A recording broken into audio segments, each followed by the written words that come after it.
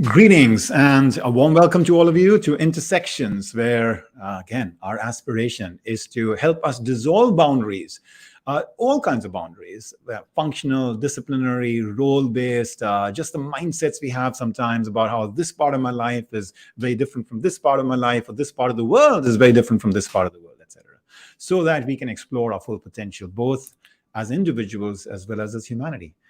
Today, I have with us someone who will through her story, exemplify the power of dissolving that boundary between that pure version of you that seeks to be very grounded in a certain set of values, in a certain sense of wanting to be good, do good, in the world, and that part of us that wants to play by the rules and win in this messy dog-eat-dog kind of world that we live in. How do we dissolve that boundary and make sure that, in fact, outer success is ours, but that it is coming from a deeply grounded place within? It is going to be my great pleasure to have us in our midst, Magda Wierzycka. Magda is a businesswoman. She's a self-made billionaire and also a change maker. Let me tell you just a couple of things about Magda, and then I will invite her onto our program. Magda was born in Poland, and her family escaped the country during the collapse of the communist regime and then immigrated to South Africa. She has, in South Africa, risen then from very humble beginnings to the highest echelons of African business and worked as a reformer, both in business and more broadly in society. She's over 20 years of experience in the asset management business in South Africa and has published also widely in the field. So she is a domain expert in that industry as well. She's founded Signia. Signia has been a big success story in the financial institution, fintech, financial technology space in South Africa, really increasing its share of managed capital and becoming the second largest multi-management company in South Africa. She's also been advising a number of storied institutions, including the Actuarial Society of South Africa and the Africa Advisory Board at Harvard University.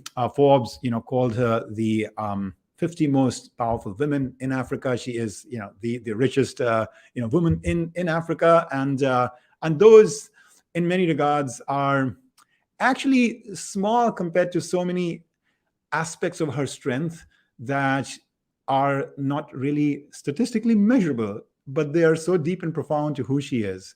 On that note, let me also highlight her work in the anti-corruption kind of space. She's been an active speaker against exploitation, bribery, and fraud, or as she likes to call it, I want to be on the right side of the equation. On that note, let me invite into our midst Magda. So Magda, welcome. Thank you for joining us today. Hi, thank you. Then thank you for the invitation. Hi, everyone. Magda, I got to know you because you came to Columbia on an invite from one of our leadership centers to give a talk, and I was just blown away. We all have so much to do, and I was very intrigued just by our profile, and I said, I know this is a little early in the day, and I've got other stuff, but I want to be there because there's something really intriguing about what I see and sense in you. And I came there, and I'm so grateful because it has led to a series of dialogues. It has led to you coming to my class, and it is leading now to this moment as well. So I'm just feeling a great sense of joy and fulfillment in having taken that step to just discover and know about your journey. And I want to propose that maybe we start at the very beginning of that sort of journey, your roots. Can you tell us a little bit about memories you have about just those very early years?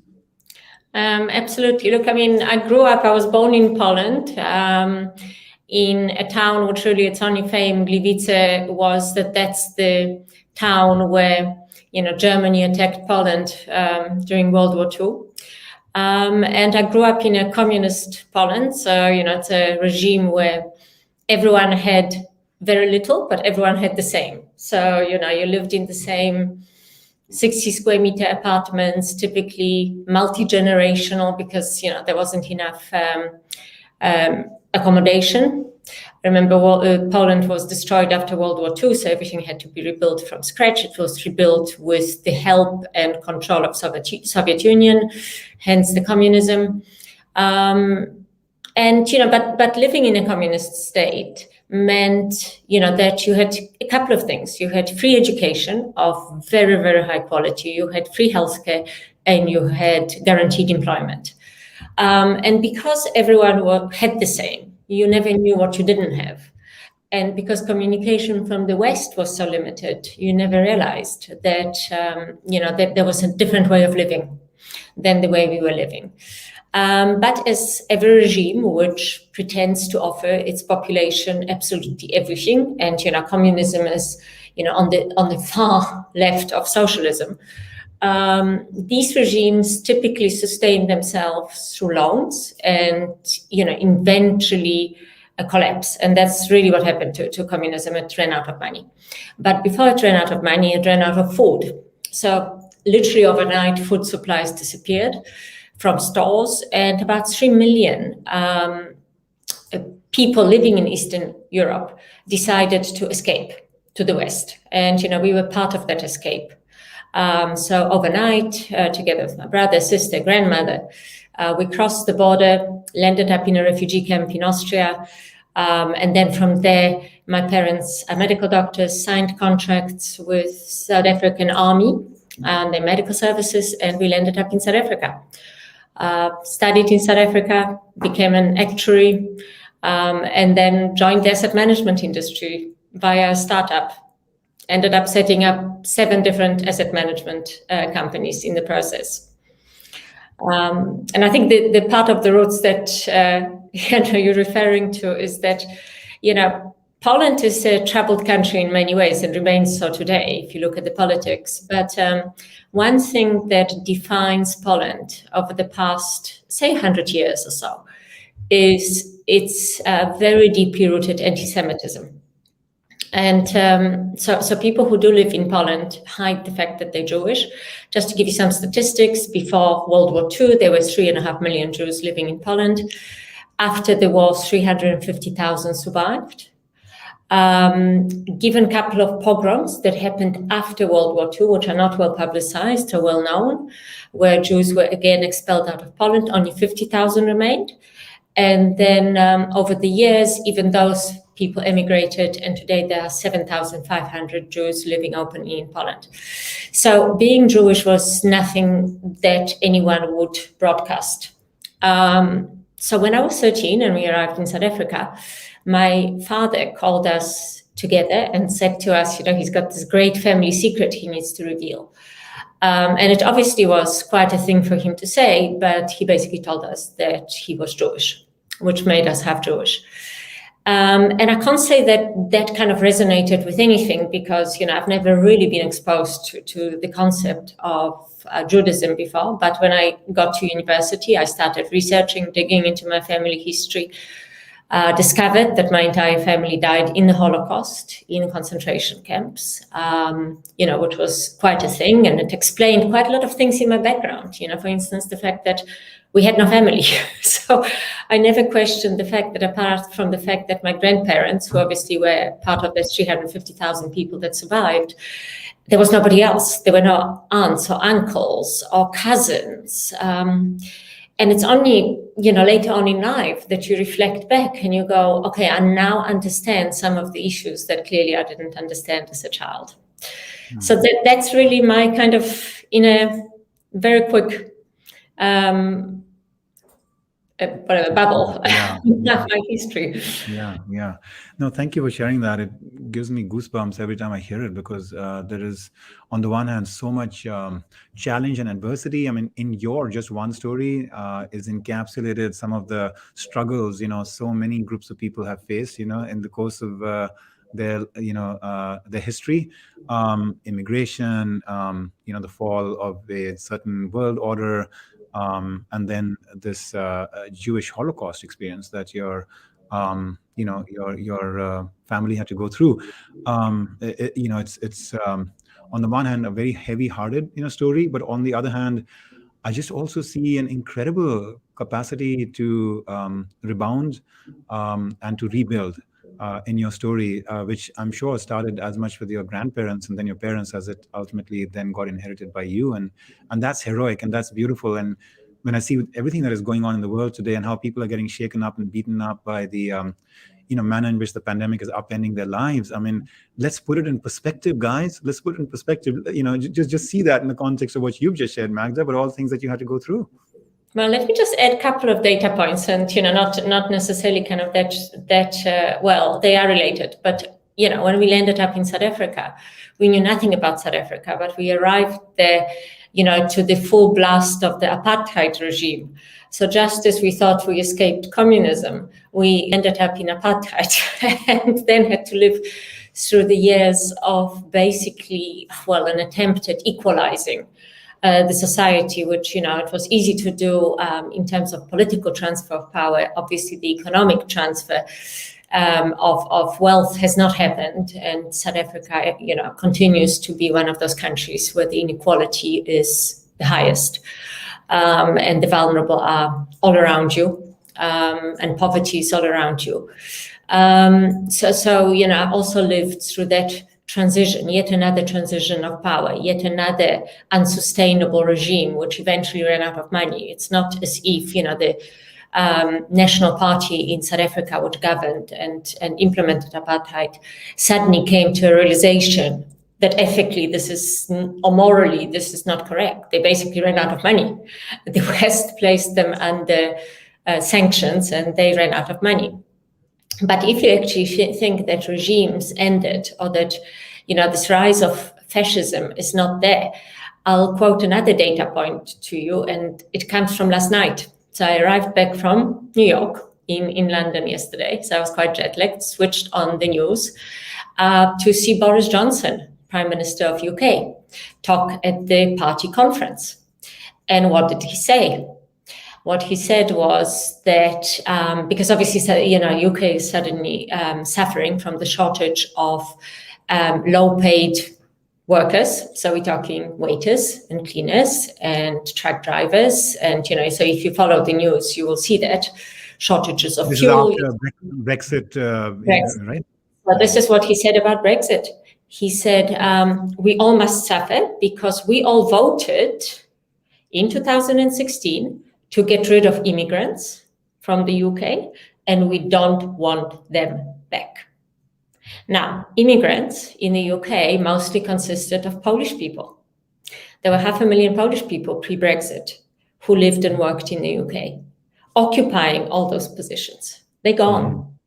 Mm-hmm. So if you actually think that suddenly xenophobia isn't there in developed markets, all you have to do is, you probably can find it on YouTube. Listen to Boris Johnson last night and tell me how one of the leaders of the free world, has a platform and the freedom to say we got rid of immigrants and we don't want them back. Yeah. Well, folks, if you're joining us a little bit late, or even if you've been here with us all through, you're seeing the force of Magda. You're seeing that she doesn't mince words, that she has powerful ideas, and she's offering them to us as a way to provoke our own thinking. Thank you so much for doing that, Magda. And I want to come back to your commentary on the state of society and your role as a change maker in that in a few minutes. So let's kind of just wrap up a little bit more on your personal journey, and then we'll transition into that.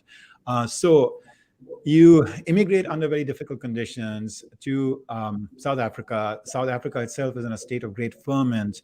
You watch the collapse of another regime in South Africa, the apartheid regime. In the meanwhile, you're getting educated, you're starting down the path of professional life. And I know that you've talked about how many different asset management companies you were a part of. But let's maybe start that piece at the very kind of inception point. So you graduate from your studies. And then what's that first job that you got? Well, the first job was actually not of my choosing. So because, we arrived in South Africa with, 3 suitcases, and my parents literally had $500 with them. When I finished high school, which was fortunately for free public schooling, there wasn't money for me to go to university. So I had to find a degree where I could get a bursary. And, life insurance companies were offering full bursaries for something called actuarial science, which I had, no idea what the subject is. And to be perfectly honest, I'm not quite sure what it is today. But I had good enough marks to get a bursary, fully paid for bursary. So everything was paid for, including food. But in exchange, when I finished my studies, I had to go and work for the insurance company that paid for my university. So my first job was working literally in the engine room of a life insurance company developing savings products and life insurance products. But, I very quickly looked to my left, looked to my right. I realized that the people around me were a hell of a lot brighter than I was, mathematically and otherwise. And also that the work was damn boring. And so I went on a hunt for something that would look more interesting. And I discovered the investment division of Southern Life and managed to wangle my way into a transfer into the investment division. And then, from there, again, it was the interesting thing about that investment division was that it was a failure of an asset management company. And they were looking, and we're talking about 1993, 1994, they were looking at something different that they could do. And they stumbled across this concept of passive asset management, which even then was, beginnings of passive asset management in the US. So Vanguard was still, very small and irrelevant. But they looked around, and I was the only person with any kind of a mathematical statistical degree. And so the management decided to send me to the US to learn about passive asset management and then to come back and start managing a passive fund. So at the ripe age of, I think, 23 or 24, I was managing my first product in South Africa, which was, the first passive fund in South Africa, which was a very good education. Mm-hmm. But again, I very quickly, I kind of do believe that in your 20s, you need to experiment and learn as much as you can. This is, you should not be focusing. I was just preaching to my son who is at Columbia doing his master's. So literally a week ago, I was saying to him that, your 20s are about experimentation and learning. Earning money should not be, or maximizing your income should not be your focus in your 20s. That comes later. Your 20s are your building block. Yes. So true to that matter, I, very quickly moved on to another company. I kind of managed to, by coincidence, was seated next to the CEO of that company, and I really wanted to work for that company. So at the end of that dinner, I managed to convince him that it was his idea to offer me a job. So he did. He didn't exactly know what to do with me. So he gave me my first, entrepreneurial project. And it was a consulting company, consulting to very large retirement funds, private retirement funds on investment strategies. And because I was such an expert, he said to me, we don't currently consult on investments. They were consulting on the design of kind of employee benefit schemes.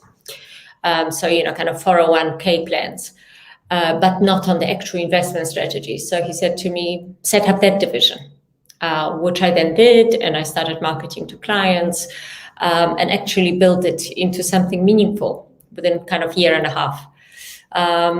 And then, while I was doing that, I was approached by a true asset management startup. It was kind of, 6 guys and a dog who have walked out of a larger asset management company. They set up a business.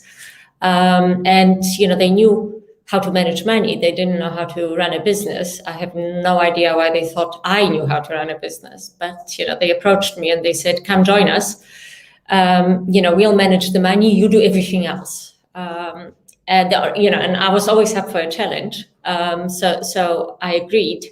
There was only kind of one catch, and that was that I had to cut my salary to a third of what I was earning previously in exchange for a promise of a profit share if the business was successful.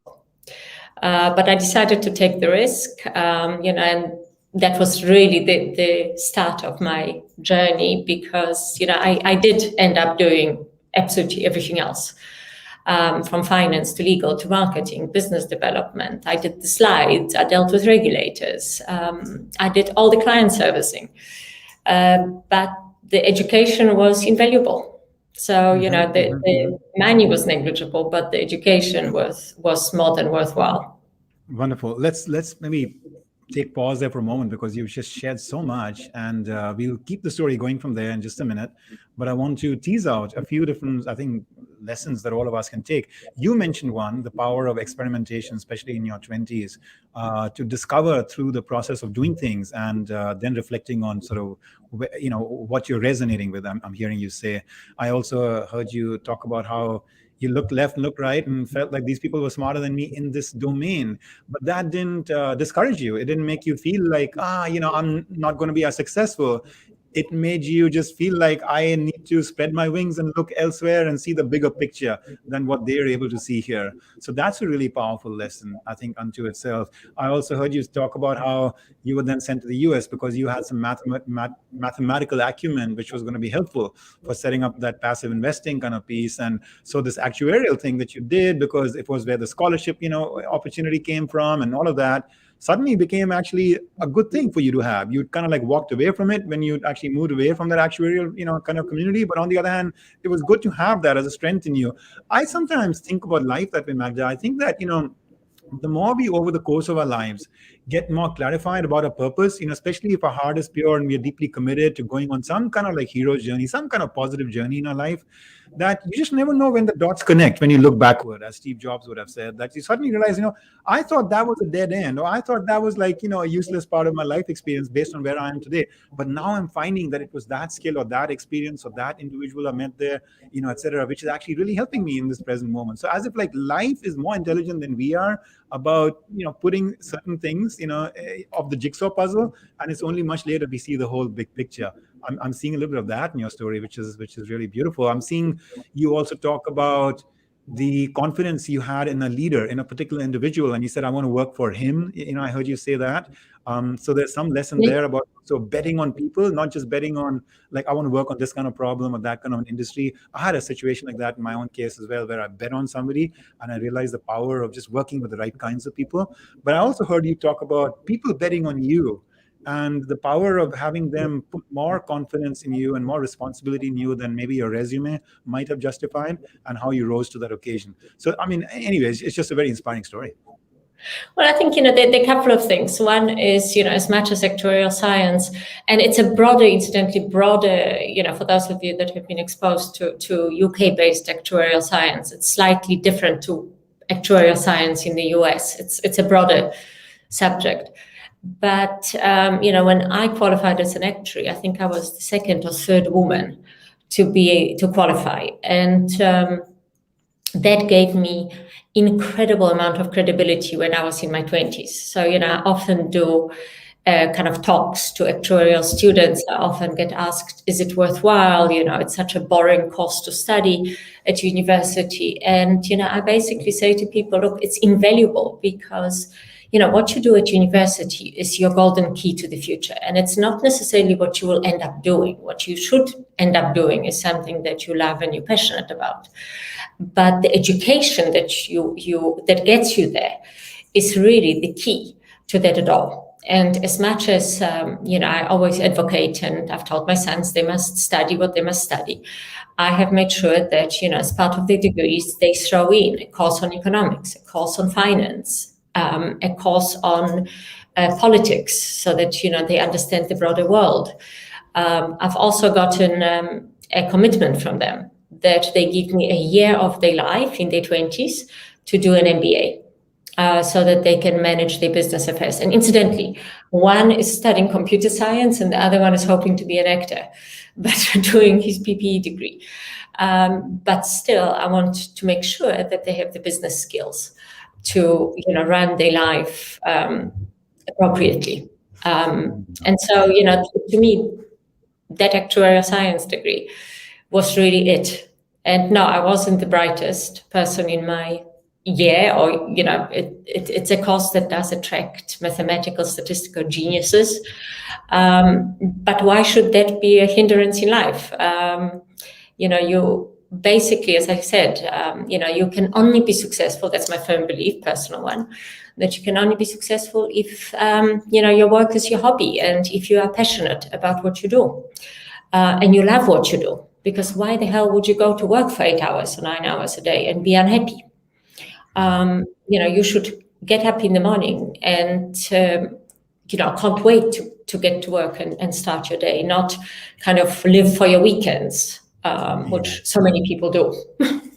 Yeah, I love that thought. I love that thought. I remember, as I was growing up, I'd come across this basic notion that you work hard, you strive to excel, you achieve some level of success, and then at some point you retire, and then you supposedly play golf and look back and just feel a sense of pride about what it is that you've done. And then, Magda, I went to Florence, and I came back really inspired. So I wanted to read more about Michelangelo and the Renaissance period.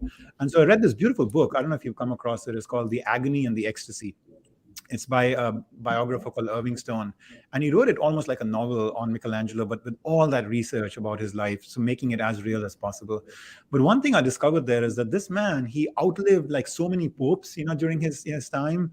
And he ended up living a really rich and long life. I think he was like 89 or so when he passed away, if I recall. And he never stopped working. He never stopped working because his work was for him his life. It was his joy. It was his passion. And it just completely resonated with me. Completely. And then I realized, oh my God, this is the ideal life for me. It's not that one, it's this one. And I can see how you're exemplifying that so beautifully. That's so powerful. And I love I love the prescription, the guidance you're seeking to give your two sons as well, that get exposed to multiple things right now, broaden your perspectives. I've been wanting to kind of convince my daughter at some point to consider an MBA as well, because I do think that among all the graduate disciplines, a business degree is quite multifaceted, in all the different fields you encounter there. She's passionate about law, so she wants to go to law school. But maybe I'll invite her to spend some time with you and you can convince her. No, absolutely. You need life skills. That's, the basic message. Yeah. So Magda, who has been like the most influential source for you in helping you stay grounded and get guidance beyond the formal curriculum or whatever training and education you've received? Where has your guidance come from? Has it been a book? Has it been some individuals? Has it been, like role model? Who would you say has been your greatest guide? Okay, that's kind of a terrible question to ask me because, being a woman in financial services industry, and I'm quite sure, everyone will relate because the world hasn't changed really. You don't have a lot of role models. You don't have, there's no backing for women in financial services. So it's not as if there is, when I started my own business eventually in Signia, it's not as if there were, venture capitalists giving me money or being willing to back me and my ideas. There are also no networks, female networks, in the financial services industry. So men have networks, they bond over golf, over sport, over drinks. Women don't do any of that. And, part of the reason is that, most women realize that, there are a limited number of slots for women in the executive tier of a company, of a financial services company, or a legal company for that matter, or an auditing company, private equity group, VC funds. It's all the same. And consequently, they don't mentor other women, quite the opposite. So to be perfectly honest, in terms of my career, I have never had a mentor. I have never looked up to anyone. I have always done what I felt was right. And it's not that I made correct decisions all the time. But I basically decided long ago that, I will be guided by my own judgment. So no books, no mentors, no people I've looked up to.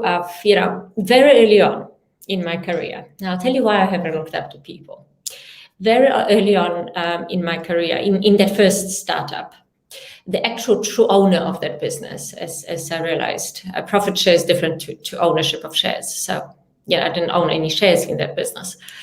So the owner of that business, who has made, a few billion, I was sitting on the plane next to him. And, he said to me something very wise, which has stayed with me for the rest of my life. I mean, I was, 25, 26. And he said to me, Magda, irrespective of how rich you are in life, there will always be someone who is wealthier than you. So, if you set yourself a benchmark of wealth, as an example, fame as an example, power as an example, you need to realize that there will always be someone who has more money, who has more power, who is more successful than what you are. And if you start looking to that as validation of who you are going to fail. It's a very sad life to look for validation outside of yourself. So I never have. I've always said, I will self-validate. I need to be happy with who I am as a person. I kind of do believe that, life consists of these scales. There are things you've done right in your life and things you've done wrong. But when you look at yourself in the mirror, because, no one is without faults, for goodness sake. Everyone loses their temper, everyone does things they regret. But when you look at yourself in the mirror every morning, I firmly believe that when you look at those scales, the number of things you've done right, so this is a mirror image, should outweigh the number of things that you've done wrong. So and that's the way I live my life. I look at myself in the mirror every day and I say, okay, where am I in the balance of life? And provided that scale is tipped towards having done the right things I'm happy with, things that contribute, then, I'm satisfied and self-validated. I don't need external validation. Yeah. Again, just a very powerful set of lessons, right there. Very powerful. Magda, I'm tempted, if you're, with your permission, to have us actually skip over this monumental step where you start your own organization and take it to a place of heady success, because I want to make sure we have enough time to talk about what actually happens next. And so let's go into that first, if you're okay with it. And then if time permits, we'll come back to that piece as well. There's a question here from Raza who's asking about, he loves the authenticity and wonders about what you're doing to help ordinary South Africans, improve their lives. I'm sure that's a question for you in your mind too, what's your larger legacy and impact? So in the spirit of helping answer that question, can you talk about sort of moving away from just the success you were striving for to put yourself in a solid place in life, to succeed as a businesswoman, to a larger role that you want to play in the world? How did that get sparked, and what were some of the early triggers? Yeah.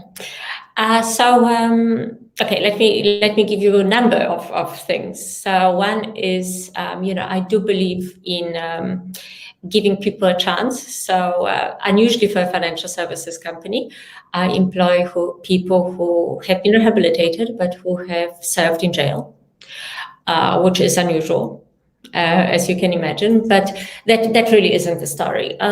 South Africa, after emerging out of the apartheid regime, African National Congress took over. Like many of these political movements, they don't easily make a transition from being a political movement to a political party. And African National Congress has been hugely unsuccessful in making that transition and subsequently running South Africa, Nelson Mandela notwithstanding. So South Africa is economically in a much worse space now than it has ever been before. Many reasons for it, but in the last 10 years in particular, up until 2 years ago, for 10 years, South Africa had a very, very corrupt president called Jacob Zuma, and he happened to collude with three brothers called Gupta brothers. They were actually associated with crime families in India. They emigrated or came to South Africa. I think, the whole thing was staged. Zuma assumed powers through fairly illegitimate wheelings and dealings within ANC, became, president of the country, and started looting the country. But before you judge emerging markets, let me just explain how the looting took place. So the looting took place via bribery, via huge government contracts. And the parties who paid the bribes for securing those contracts were, just before you look at emerging markets, were McKinsey, Bain, KPMG, Deloitte, SEP. So it's various international, multinational companies that have come into an emerging market and plundered it. Despite the poverty around them, despite what they saw and clearly saw, they plundered an emerging market with collaboration of President Zuma. Now, I had a unique position in that I built up my own company. I wasn't beholden to anyone. No one funded me. As much as I IPO'd the company in 2015, I own vast majority of the shares. So I had this complete freedom. I wasn't an employee. So I wasn't a CEO employee. So I had the complete freedom to speak out. And so I started speaking out against the corruption and the looting and everything that was happening around us, which made me kind of a very lone voice. I expected that Business South Africa would do the same because we were seeing exactly the same thing, the infrastructure collapse, the economic collapse of the country, the increasing unemployment, increasing poverty. But no, again, I looked left, I looked right, and I was alone on that stage. So, that was part of the journey. And then in 2017, when things were really, really bad and heading, in an even worse direction, because Zuma was up for re-election in December 2017, and this was April, May 2017, I was approached by a whistleblower. And the whistleblower came into a possession of a whole hoard of information, basically emails, a trove of emails that came from the compound in which the Gupta brothers lived.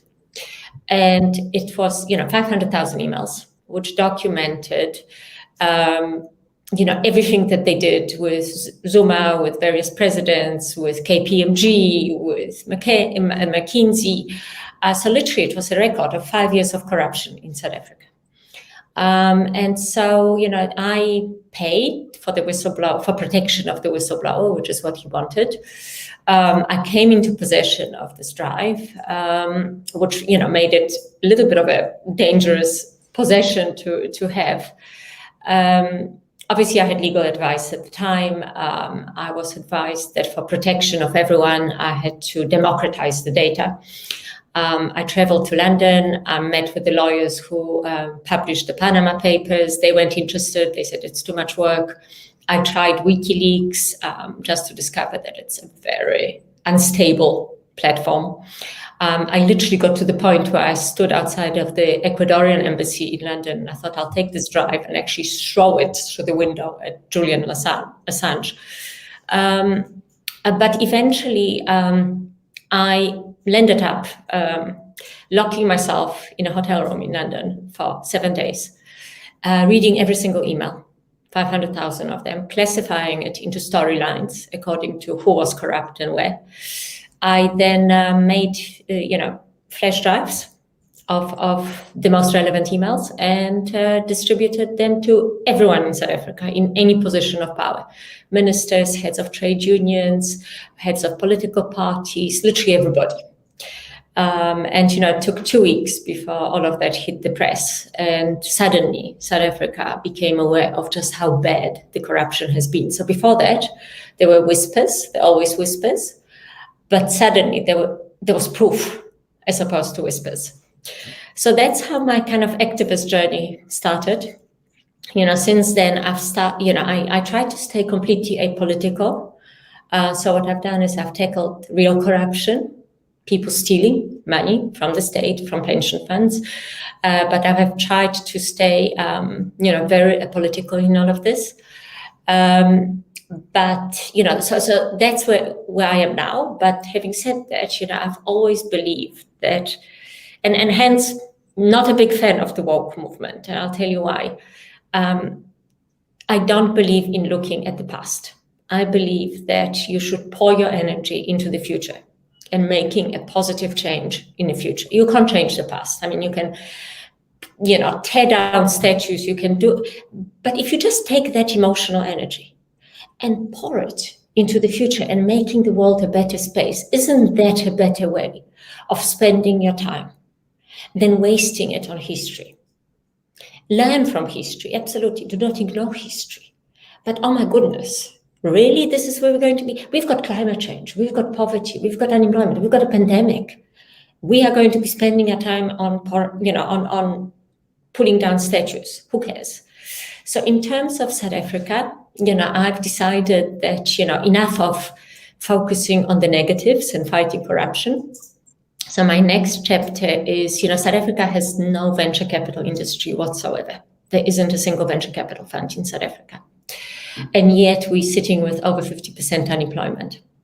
So I am starting, in January, so it's in process, of launching a venture capital fund. I've already have commitments, not insignificant commitments from institutional investors. It's going to be the largest, venture capital fund in South Africa.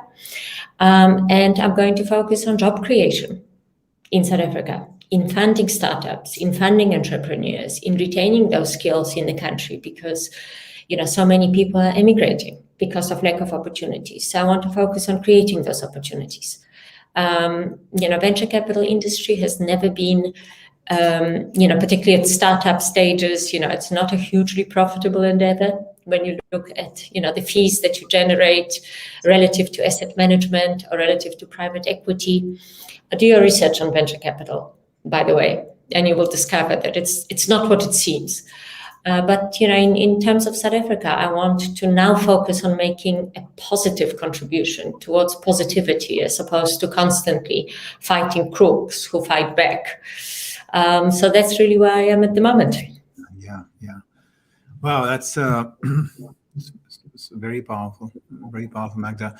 Let me ask you, in this quest to shake up a little bit the complacency and complicity of a system that has become so corrupt, and waking up everyone from the multinationals to the local politics to help clean up some of this. I'm sure you've encountered all kinds of barriers, hurdles, resistance, and risks. And I'm curious, do you regret doing any of this based on what ramifications it imposed, on you at all? I mean, do you have some regrets at least? I mean, is there if for somebody who was drawn to doing similar things and having the courage to do it, which you clearly just have very naturally, is there any caution that you want to give them about what cost this comes at? Look, I mean, so the cost obviously has been personal safety in South Africa. When I did what I did, I mean, it's naive. I was followed by state security. My phones were tapped. My kids were followed. I have bodyguards to this day in South Africa. My kids had bodyguards until they moved to study in the US. So certainly, what I did and continue to do, and the speaking out, didn't come without its dangers. And possibly, that continues. I've eventually been persuaded to write a book, and in a moment of madness, I agreed, and it's going to be published next year. And again, if there are any public appearances, if there are any book signings, I will have major security team around me. So there are costs, but when you presented with a decision like I was, and I mean, it's not that a lot of people get presented with extreme decisions. That was kind of on, edge of reason. You have a choice. I mean, you can decide to do the right thing or the wrong thing. So I could have helped the whistleblower or not helped the whistleblower. When I decided to help the whistleblower, and I have helped many since, by the way, that was the decision I made. I didn't quite know what was on the drive, or not in huge amount of detail until, I looked at all the emails. So the real decision that I made right at the beginning was to help someone who was, in fear for their life. That was a fundamental decision. Did I, at that point, consider all the consequences that will stem from it? I knew vaguely what was on the drive, and I knew that publishing the data will have, or what was on the drive would have political consequences, legal consequences, that it can change the narrative in the country significantly. So it wasn't just about saving human life or helping someone.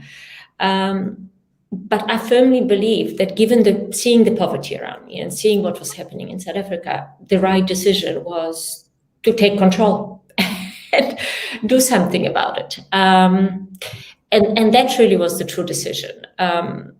Did I then, right at that point in time, consider the consequences? Clearly not. Would I have changed anything? No. Even if I had, foreseen all the things that were going to happen. Absolutely not. I would have done exactly what I have done. Look, I never regret the decisions I make. I acknowledge that I have made some wrong decisions and I reverse course. But at a point in time when I make a decision, once I take responsibility for the decisions I make, and truly I don't regret them. But I'm also the first person to say this is a wrong decision or that's a right, reverse. That's how I run my companies. Take bold decisions. If they're wrong, just be the first one to say, error, mistake, reverse. In this case, it was not a mistake to do what I did. It did, open up a can of worms. Obviously, the can of worms, as it turns out, was much greater than what was in those emails. And, there are a number of commissions of inquiry into state corruption in South Africa right now. I've had to testify at one of the commissions. But no, I think it was the right decision for the country. I think it had an impact on the fact that by December of that year, Zuma was not re-elected as president of ANC and hence president of the country. Cyril Ramaphosa came in. I think that the release of those emails, the knowledge, look, people didn't know that it was me. That only came, I think state security suspected. No one knew who did it. That only came to light, and it was never supposed to come to light, to be perfectly honest. I had legal representation. It came to light not via me. It came to light via the whistleblower and his lawyer, who decided to talk about it. Or at least the lawyer, whom I paid, by the way, for confidentiality, which he didn't comply with. So my role was never supposed to be in the public domain. But, I do believe that, look, state security wouldn't have followed me around if they didn't suspect that, I played a role. But no regrets whatsoever, ever, in any decisions I have ever made. This is already, in the way you've responded to this question, taking us in the direction of the last, phase of our conversation today that I wanted to open up for you to reflect and share on, which is your leadership journey, your philosophy and principles of leadership and your practice of leadership. And one thing you've just talked about here is this notion of standing by your decisions, being clear about the choices you take on, and then as more information gets revealed in the future, going back and reversing course on those that you feel you need to, but this is not one of them. This is one that you feel at peace with, even though there were costs there. Very powerful. So let's do that. If you don't mind, let's open the aperture again to certainly your reform, activities, but also your business building activities. And I've been struck in some of our more informal conversations, Magda, about some of these very, I think, learnable lessons that all of us can take from the way you handle, some of these very defining moments that a leader has to face. There was a conversation I still very concretely remember that I was having with you the other day when you were here in New York, and you talked about how you're very comfortable at the idea of speech making just on the fly, just being invited to kind of just make a speech to an audience, and you don't need any preparation. Where do you get that kind of comfort and mastery over the words and ideas that you express? So the couple of answers. In fact, I was at Columbia Business School doing a lecture was it last week or the week before, which lasted for me talking freely for about over an hour and a half. And no, there were no notes, and no, there was no prep whatsoever. Look, I mean, I'm a firm believer in this concept of 10,000 hours. If you put in 10,000 hours, you'll become an expert in your field. I started doing public presentations, be it in the context of business development, when I was 25 or 26 years old, working in the startup companies, building up that investment consulting division, then working for the startup Coronation. So I was exposed to this concept of public speaking very early on.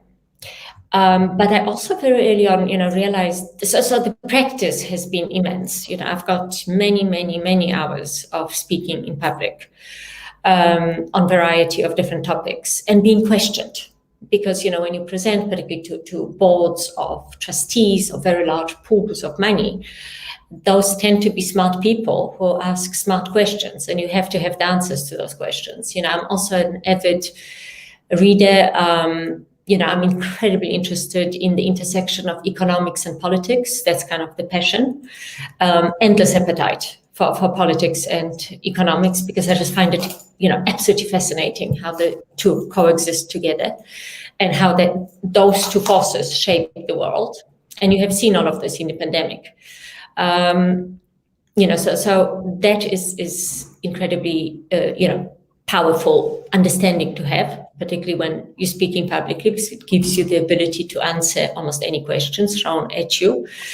And then, the bit where you don't have to prep, I guess, when you start speaking from the heart, and when you speak, and look, you're not going to do this at the age of 25.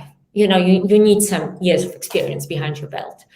But once you kind of have views and opinions, which are your own, not shaped by, they're shaped by events, but you arrive at a point in life where you have your own opinions and your own beliefs and your own truth, then it's very easy to talk about it.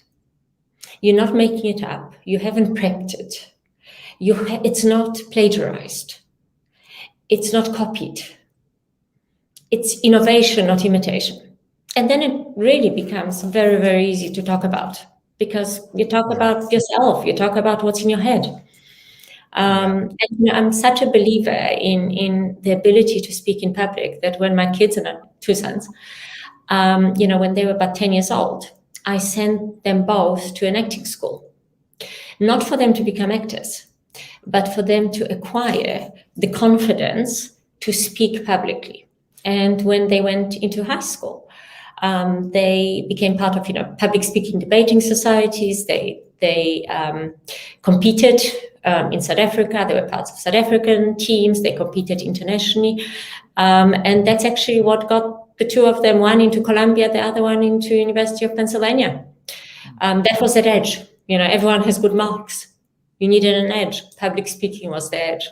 Yeah, beautiful. That's beautiful. You're reminding me of the story, which is like one of my favorite stories, and perhaps you've heard of it. I don't know. But in 1931, Gandhi went to to England to participate in like a roundtable conference that the British government was holding with like Indian leaders to talk about the future of India. This is about 16 years before India actually got its independence. And so after his speech, one of the journalists there came over to his private secretary and he said, "How did Mr. Gandhi do it?" Because he spoke for like so long. And he spoke so eloquently, so persuasively, so inspiringly, and he didn't use any piece of paper. There were no notes or anything. And his private secretary looks at the gentleman and he says, "Look," he says, "in your case and in my case, we think one thing, we feel another, we say a third, and we do a fourth. And that's why we need paper." He said, in the case of Gandhi, it's all the same thing. What he thinks, what he feels, what he says, what he does is always the same thing. So he doesn't need any paper. Yeah, you were talking about that. It's your truth. It's something you worked out. You resolved it. Your thoughts and your speech become the same. It's such a beautiful testament to the power of living authentically. But the fact that it also requires some inner work to get yourself in that state, right? And that's what I think you're saying, that in your 20s, make sure you're doing that work to get yourself ready. Absolutely. Your 20s are absolutely key critical. And, I see so many people focusing on the wrong thing, the most powerful essay that I ever wrote, but actually that has had the most meaning in my life, and probably the only thing I remember from university was, I did this kind of one of those courses on management of human resources, and the main topic that, an overarching midterm was, does money motivate? We had to write an essay on does money motivate? And, this is pre-internet days, by the way, guys, no Googling of anything. Sitting in dusty libraries and reading books. And, I did a lot of research because this essay was basically dictated whether you passed or failed. And anyway, I ended up, winning the class prize, but that's not the point. The point was that, the ultimate conclusion was, even at that stage of my life, which was, I was 17, was that money is validation of nothing. Money is an enabler. It certainly enables you to do things. But if you judge yourself solely by money at the end of your life, at the end of your career, that's a very sad validation of your existence. And some of the saddest people I know are very wealthy investment bankers who the only validation has been having earned a lot of money, and all they can talk about is the money they've earned, because there's nothing else that they've done in their lives. Squat, which one makes them for very boring companions, 2 alienates everybody around them, 3 means they don't have any true friendships. And it's truly a sad existence. I mean, how many handbags can you have? Pairs of shoes can you have? How many sports cars can you aspire to? For God's sake, these things are undrivable. So that is no validation. And so many people, in their 20s, instead of focusing on growth, on acquiring of skills, on things that actually set them up for life, are focused on what is my buddy earning? I need to earn the same. I remember employing, saying, just because it's a really funny story, quick one, I employed a young actuary, incredibly bright, good looking, bright. He had his future ahead of him. Arrived at Signia, within a week, he's in my office, walks in, he says to me, Magda, what are you going to do to ensure that I make 100 million rand, which is a hell of a lot of money, $10 million. How will you ensure or enable me to make $10 million? Because my peers are at about that level, and I feel that I'm being left behind. And I looked at him and I said, Trevor, I've got one suggestion for you. Rob a bank.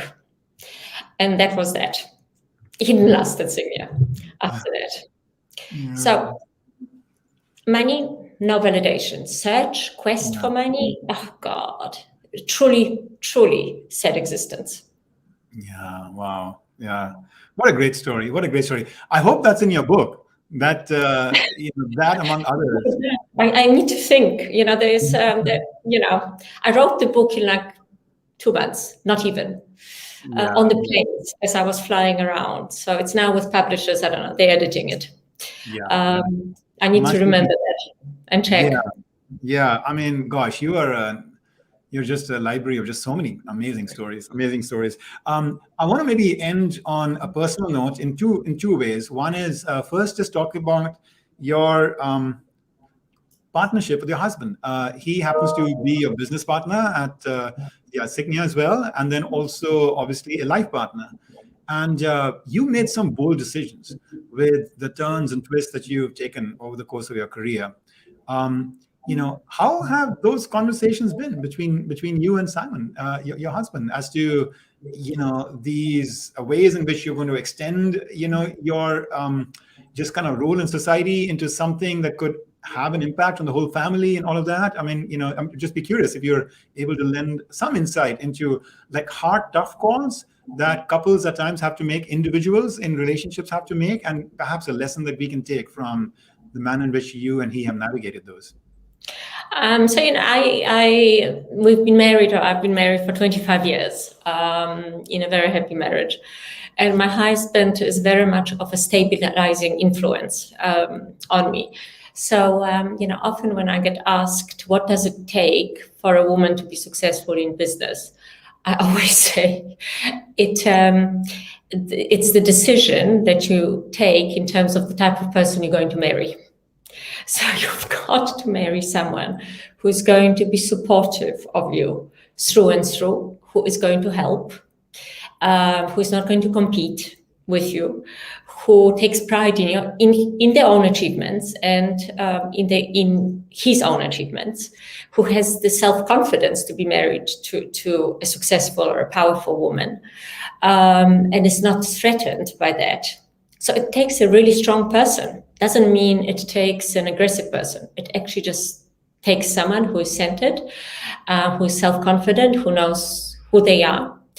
And, in terms of our marriage, I think, very early on, we recognized, because we also then ended up working together, so we spent an enormous amount of time together, that we had our own interests and we gave each other space to pursue those interests. So my husband's weird interest is bird watching and collecting birds. He's currently in Alaska, freezing to death. The people who are avid bird watchers collect life lists of birds they have seen. And I think he's like ranked 250 something in the world. And, that takes time. And I've always given him that time and space. In terms of the decisions, I make, I have to be honest, I never consult him. I just make the decision because I said to you before, I make my own decisions. But to be, completely, kind of fair to him, he's always been supportive of every decision I have made. He's never stood in the way of any decision, despite the fact that obviously some of those decisions have had impact on both of us.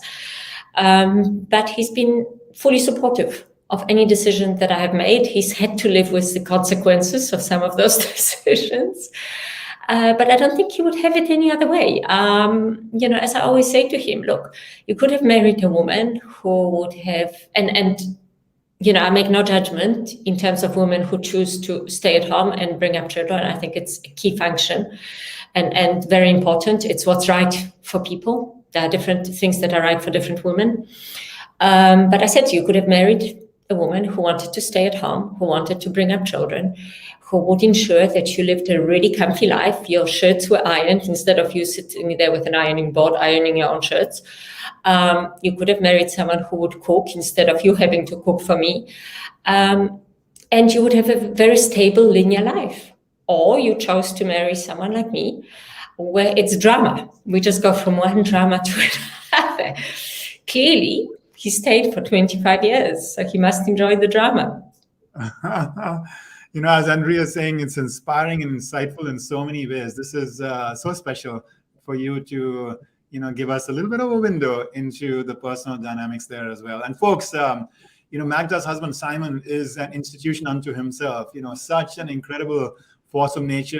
And we hope to have him in the future in the sections as well. Really a wonderful, wonderful spirit. Magda, I asked you about your role models at some point. And so let's end with this last question. You mentioned how for you, really, in some ways, it has been more of an inner kind of call, that you have responded to, that it has come more from within. And I really value that, I respect that. In fact, as I think I've shared with you, I've just gotten my own book, manuscript done, and it's in the hand of the publishers as well. So we are timing it right. Although you worked on it for 2 months, I've been laboring over it for 2 years.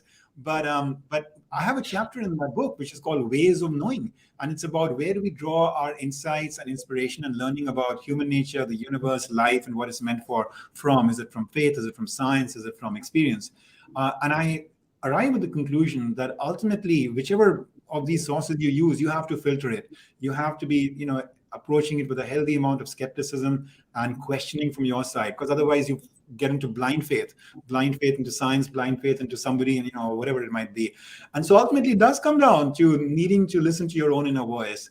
And you're a beautiful example of somebody who has shone in life, both in terms of success in business, success in your personal relationship, and then ultimately also into social reform, all the way from those formerly incarcerated that you're hiring, and the venture capital work that you're doing, and the push that you're making for also anti-corruption drives. So let me ask you this. At least in my research, I found that it's very important that when we are wanting to listen to that inner voice, we create the space for it. We invest something for our own selves. beyond the outer work that we're doing, to be able to keep it strong, keep it alive, keep it really clear. What practice do you have in your life that allows you to invest in yourself and nurture and strengthen that voice within? So I think it's important to, as you said, kind of make time in your daily life to kind of maybe self-reflect, maybe to just go into your headspace and not, kind of be there physically. And what I'm going to say next might sound strange, but many people meditate. That's the more common way of doing it. I do my own form of meditation, which I know a lot of you will laugh, but it is what it is. Basically, I get up early in the morning, every morning, and I run for 2 hours. And if I can run in the street, I explore cities and have explored cities by virtue of just running everywhere. If not, then I run on a treadmill. I run every single day for 2 hours.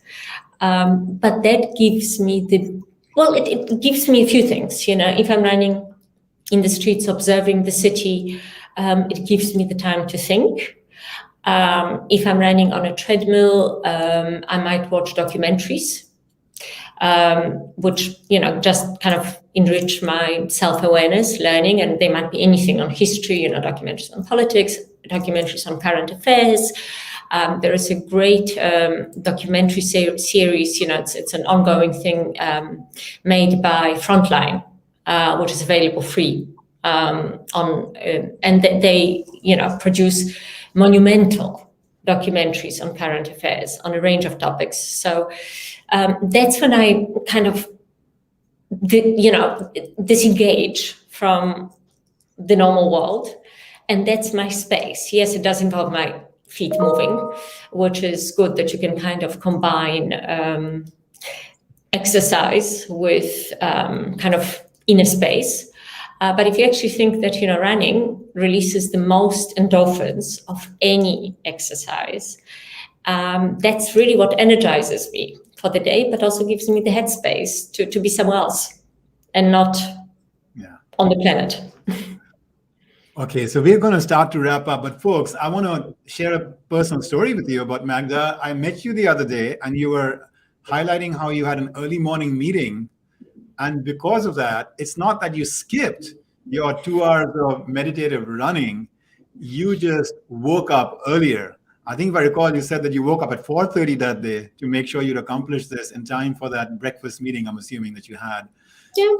That is a kind of discipline we're talking about here, the quiet discipline behind someone who's just so incredibly grounded and so incredibly successful. Inner mastery and outer impact, bringing those two worlds together. Magda, you're truly, as as Valerie is saying, giving us thoughtful insights, vision, and courage. I'll let the last word here be yours.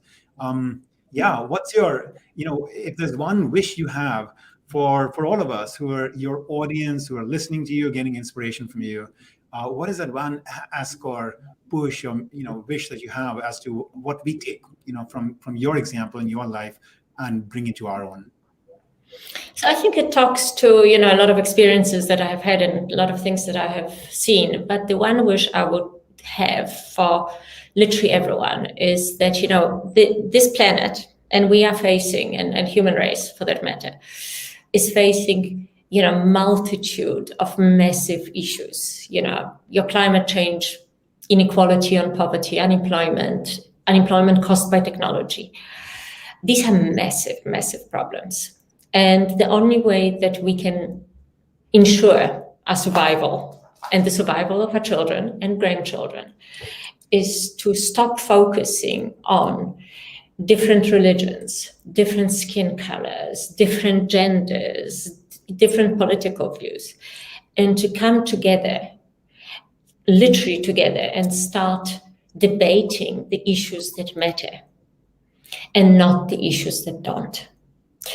And to, and take it back to my communist roots. Everyone was equal. Everyone is equal. People are born with different skills and different talents. That's fine, function of life. But in my life, everyone is equal. Everyone's opinion matters. There is no such thing as we don't want immigrants. That shouldn't even feature. we need to talk about the fact that we are collectively living on this planet together, coexisting. We should do so peacefully, and we should work together on solving the problems that are facing us together.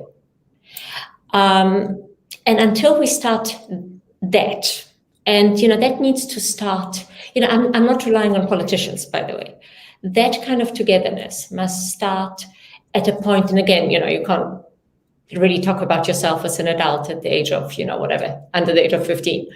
But that kind of togetherness must start happening at university levels. This is where, it's incumbent on university students to start coming together across the world and uniting forces. And uniting forces against existing structures, against existing dialogues, seeing each other as equal, recognizing the broader problems, and helping those less fortunate. Because there are a lot of people who do not have the good fortune of being able to go to university. So how do you solve for that problem? Being in the privileged position that you are in. So if there's one wish, it would be that everyone comes together, stops focusing on completely irrelevant things, completely irrelevant ones, and start focusing on ensuring that we survive. And literally, if climate change is not, never mind stopped, but reversed, we won't. That's what matters. And that really is the kind of one big wish, which is probably unrealistic, but we can dream. Why not? Why not? Why not dream big? Well, you've left us with a beautiful dream. You've left us with an inspired call to action to pour our energies in the right place, in the place where we get all unified, behind a beautiful and common cause, rather than really keep fighting over our differences. I love that. I love that. So thank you so much, Magda. I always walk out from my conversations with you just incredibly uplifted, both by just like the aspirations you have for the world, but just like who you are. You're a living scripture, living truth. And I love that. So thank you for all you're doing, Magda, most importantly, just in your own life. And also for investing the heart and the time to speak to audiences like ours, to bring this message out and bring your own life experiences out. I'm sure I say we because I know it's just not me, but many in the audience are looking forward now to your book and getting more into your story even through that. So take care. Thank you. I look forward to staying in touch, and very, very grateful to have you here today. Thank you. Thanks. Bye, everyone. Bye-bye. Folks, thank you for the opportunity to have us get Magda in Amidst, and it's incredible. There's always new stories for me. There's always new insights every time I spend time with her. What a person. I mean, I'm just thinking today, I didn't even spend time with her to ask about the journey of a woman in business, in the world of finance. She mentioned it a couple of times, but there's much more that we could dig in just to that, as well. And perhaps in another future occasion, we will. There's just so many dimensions to this incredible force. Thank you for supporting us in Intersections. Share this with the people that you care for in your careers and lives, and spread the word so that we can get more of these Intersections conversations out in the right hands and the right ears and the right hearts. All right. All the best to you, and we will see you soon.